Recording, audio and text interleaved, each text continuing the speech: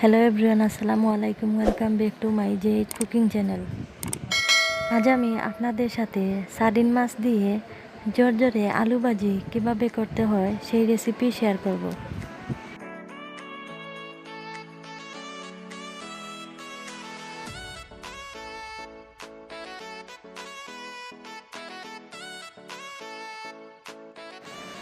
এখানে আমি ছোটো বড়ো মিলিয়ে মোট 8টা আলু নিয়েছি, আর আলুগুলোকে আমি ছিলে নিয়েছি।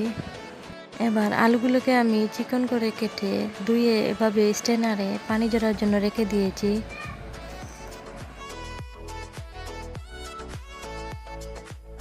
এবার চুলায় একটি পাত্র বসিয়ে 1/4 কাপ রান্নার তেল দিয়ে দেব।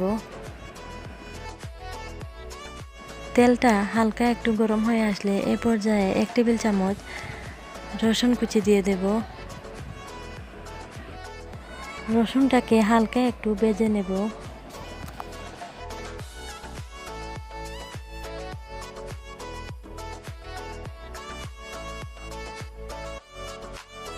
এবার 1/2 কাপ পরিমাণ কুচি করে কেটে রাখা পেঁয়াজ দিয়ে দেব।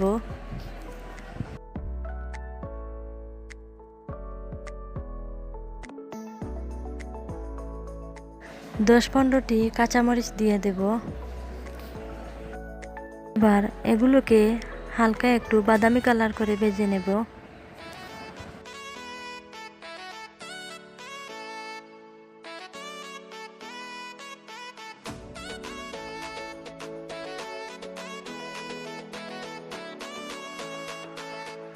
এবার পরিমাণ মতো লবণ দিয়ে দেব।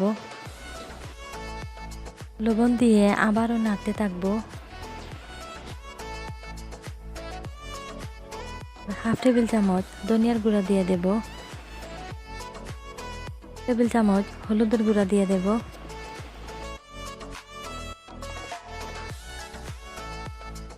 এবার সব কিছুকে একসাথে ভালো করে নাড়তে থাকবো।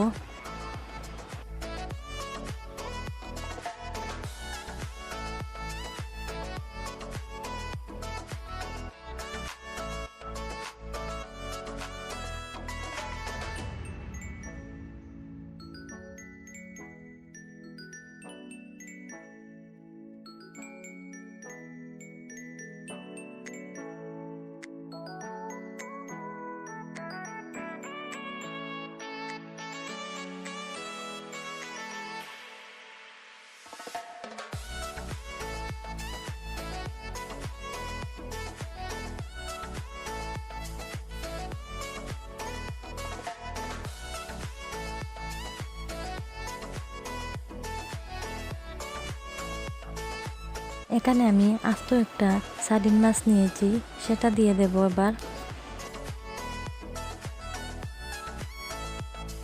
সার্ডিন মাছটা দিয়ে আবারও কিছুক্ষণ নাড়তে থাকবো। এখানে যে কোনো মাছ দিতে পারেন। মাছটাকে প্রথমে ভেজে তারপর কাটা বেছে এভাবে মশলাতে দিয়ে দিতে পারবেন। সার্ডিন মাছটা দিয়ে আবারও ভালো করে নাড়তে থাকবো।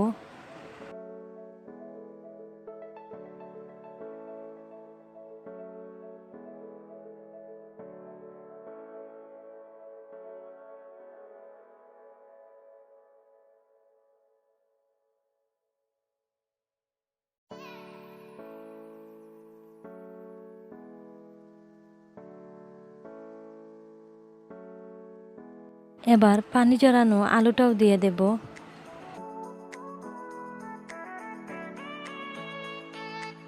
আলু দিয়ে সব কিছু একসাথে ভালো করে নেড়ে দেব।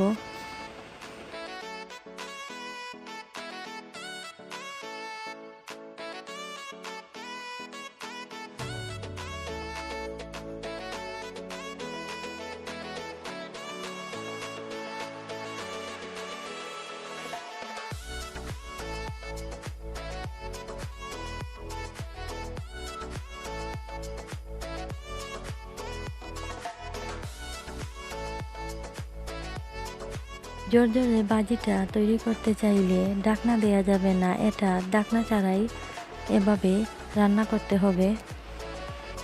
কে আছেন পানি দিয়ে এই ভাজিটা রান্না করেন, তবে আমি এই ভাজিটা রান্না করতে কোনো পানি ইউজ করি না। এ পর্যায়ে চুলার হিটটা মিডিয়ামে রাখতে হবে। চুলার হিটটা বাড়িয়ে দিলে নিচ থেকে লেগে যেতে পারে। চুলার হিটটা মিডিয়ামে রেখে আমি এই আলুটাকে এভাবেই রান্না করে নেব। পর্যায়ে হাফ টেবিল চামচ পাঁচফোড়ন দিয়ে দেব। দিয়ে আবারও সব কিছু একসাথে ভালো করে নেড়ে দেব। এভাবে কিছুক্ষণ পর পর নেড়ে দিতে হবে, তা না হলে নিচ থেকে লেগে যেতে পারে।